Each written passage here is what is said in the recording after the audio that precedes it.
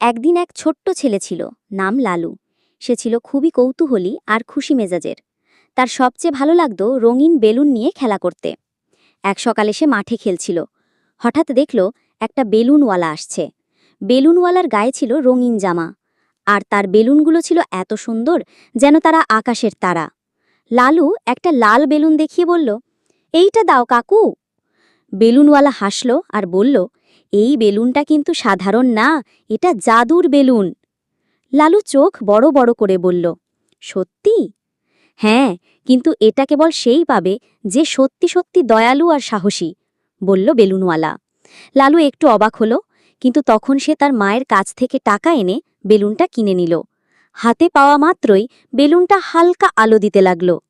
সেই রাতেই ঘুমানোর সময় বেলুনটা হঠাৎ বাতাসে উঠতে লাগল আর লালুকে বলল, চলো লালু, এক জাদু দেশে। লালু অবাক হলেও সাহস করে বলল, চলো। বেলুন লালুকে নিয়ে উড়ে চলল আকাশের উপরে, মেঘের মধ্যে দিয়ে এক রঙিন জাদু দেশে। সেখানে গাছেরা কথা বলতো, পাখিরা গান গাইত, আর সবাই হেসে খেলত। কিন্তু হঠাৎ একটা ছোট্ট পরী কাঁদতে কাঁদতে ছুটে এলো। পরী বলল, আমার বন্ধুরা এক দুষ্টু দানবের গুহায় আটকে আছে, কেউ সাহস করছে না ওদের উদ্ধার করতে। লালু একটু ভাবল, তারপর বলল, আমি যাব, আমি সাহসী। সে জাদুর বেলুনে চড়ে সেই গুহায় গেল। গুহা অন্ধকার, কিন্তু লালুর বেলুন আলো দিচ্ছিল। সে আস্তে আস্তে গিয়ে দেখল ছোট ছোট পরীরা দানবের পেছনে বাঁধা। লালুর নিজের খেলনা তীর দিয়ে দানবকে একটু ভয় দেখালো। দানব ভয় পেয়ে পালিয়ে গেল। লালু সবাইকে ছাড়িয়ে নিয়ে এলো।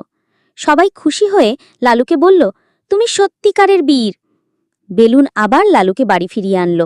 সকালে যখন সে ঘুম থেকে উঠল, দেখল বেলুনটা তার পাশে পড়ে আছে, কিন্তু এবার সেটা আর কথা বলে না। কিন্তু লালু জানে, সে একবার সত্যি জাদুদেশে গিয়েছিল, আর ছিল সাহসী আর দয়ালু।